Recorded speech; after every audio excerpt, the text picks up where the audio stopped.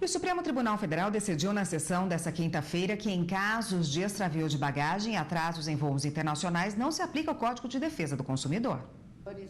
A decisão foi tomada durante a análise de 2 recursos.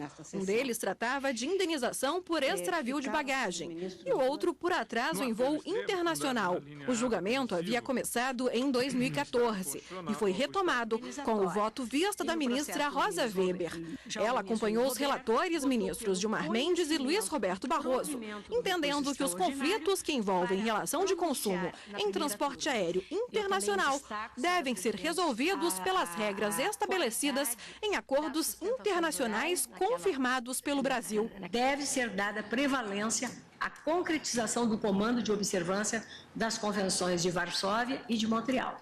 Parece-me, aliás, que conquanto os referidos tratados não versem sobre direitos humanos, a eles o Poder Constituinte conferiu excepcional status supralegal, ao erigir no texto magno regra segundo a qual as leis internas devem observar os acordos internacionais sobre transporte aéreo, aquático e terrestre, firmados pela República Federativa do Brasil. A maioria dos ministros seguiu o mesmo entendimento. A aplicação das regras decorrentes do artigo 178 quanto ao prazo prescricional e pela prevalência do teor das normas das convenções internacionais na matéria sobre o Código de Defesa do Consumidor. Eu trago escolho com relação a esse fundamento, digamos assim, de natureza mais dogmática, de um estudo do professor Norberto Bobbio, conhecidíssimo, Teoria do Ordenamento Jurídico, onde ele afirma que a lei posterior, geral, ela não derroga a lei anterior especial, que é exatamente o que ocorre. O Código de Defesa do Consumidor é posterior, mas é uma lei geral.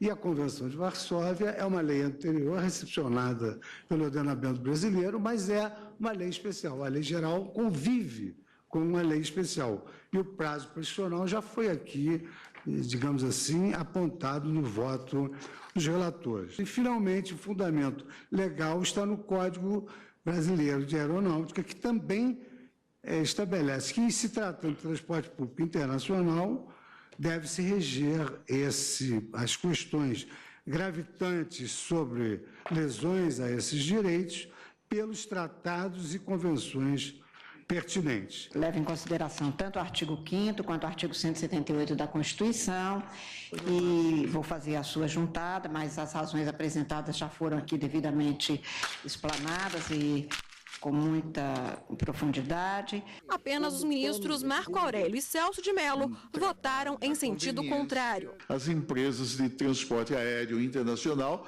realizam atividades que se qualificam tipicamente como atividades de prestação de serviços, em ordem a permitir que se reconheça nesse domínio a existência de uma relação jurídica de consumo. O que se tem na espécie?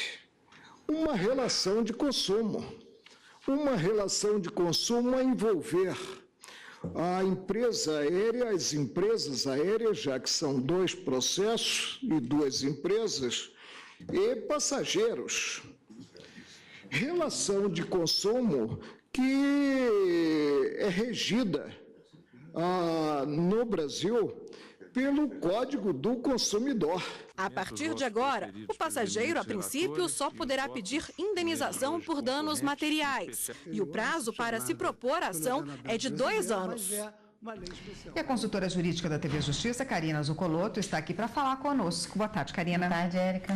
Bom, esse julgamento aí que começou sobre as indenizações, né, começou em 2014, só terminou agora? Em 2014, quando foi iniciada essa discussão sobre o pagamento de indenizações e a aplicação da lei, do Tratado Internacional firmado pelo Brasil ou do Código de Defesa do Consumidor, já que eles tratariam das indenizações de forma diversa, o Tratado Internacional prevê um limite para o pagamento das indenizações por danos materiais em caso de extravio da bagagem e também um limite máximo para o pagamento de indenizações por atraso de voo, e o Código de Defesa do Consumidor não prevê essa limitação. Então, as empresas aéreas, nos 2 recursos extraordinários que acabaram sendo julgados, sustentavam a prevalência do tratado internacional sobre o Código de Defesa do Consumidor, inclusive em relação ao segundo ponto, no atraso de voo, que discutia principalmente o prazo prescricional para o ingresso da ação de responsabilidade civil em caso de atrasos de voo. A convenção previa um prazo de 2 anos, da data do dano até a propositura da ação, e o Código de Defesa do Consumidor um prazo quinquenal de 5 anos. E algo que ficou decidido pelos ministros no julgamento que começou em 2014 e foi interrompido por conta de um pedido de vista da ministra Rosa Weber, que pôde se manifestar no plenário, na sessão plenária de ontem, acabou sendo concluindo, prevalecendo a norma internacional por ela ter uma natureza especial sobre o Código de Defesa do Consumidor e um caráter supralegal, aplicando então a jurisprudência da própria Suprema Corte. Esse é o entendimento que foi firmado nesses 2 recursos extraordinários, ponto final nessa história. Karina, o Supremo também decidiu sobre o direito à greve e o pagamento de INSS de agentes políticos, né?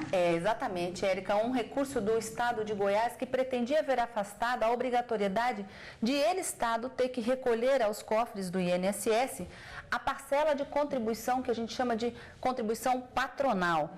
Para pagar, quando você é empregado de uma empresa, por exemplo, você vê descontado no seu contra-cheque uma parcela do INSS, né?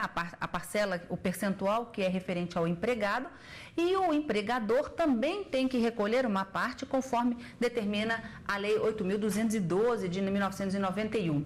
E o Estado de Goiás teria que pagar também esse valor de 20% sobre a remuneração que é paga a todas aquelas pessoas detentores de mandatos eletivos, secretários de Estado, ou seja, sobre a remuneração daqueles agentes políticos dos quais ele teria que arcar com essa remuneração. E justamente arguindo a inconstitucionalidade desse dispositivo, no afã e no intuito de não ter que arcar com essa despesa, alegou-se nesse recurso extraordinário a inconstitucionalidade da norma e da obrigatoriedade, no que os ministros acabaram por unanimidade decidindo que é sim constitucional, não obstante tenha sido alegado pelo Estado que ele não é empresa e, portanto, não teria que pagar essa parte.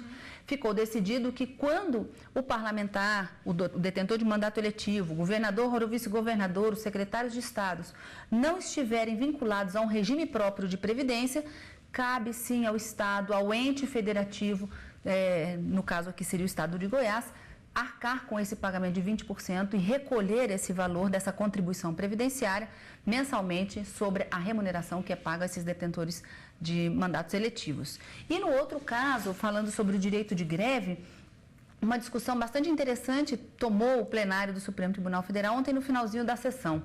Um recurso extraordinário em que se discutia de quem seria a competência para processar e julgar uma possível alegação de abusividade de greve de guardas municipais em um determinado município do Brasil.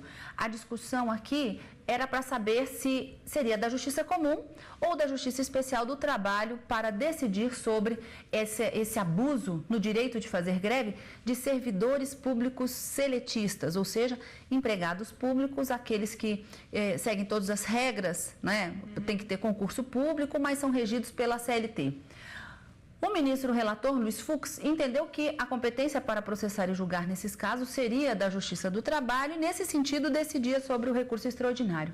Mas numa votação apertada, por 6 votos a 5, prevaleceu o voto do ministro Alexandre de Moraes, que levantou uma questão de uma decisão recentemente proferida pelo Supremo Tribunal Federal, dizendo que, nesse caso, haveria necessidade de se julgar improcedente o recurso extraordinário e não se discutir a competência da Justiça do Trabalho, a comum, para julgar a abusividade do direito de greve, porque esses guardas municipais, uma vez que eles estão vinculados a uma atividade essencial que é a segurança pública, eles não poderiam fazer greve, já que essa foi a decisão recentemente tomada pelo Supremo Tribunal Federal em um julgamento bastante recente.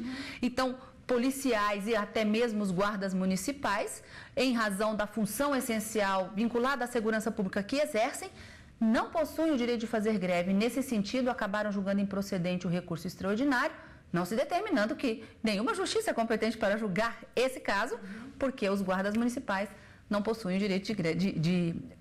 direito de exercitar o direito de greve pelas razões já proferidas na jurisprudência do Supremo.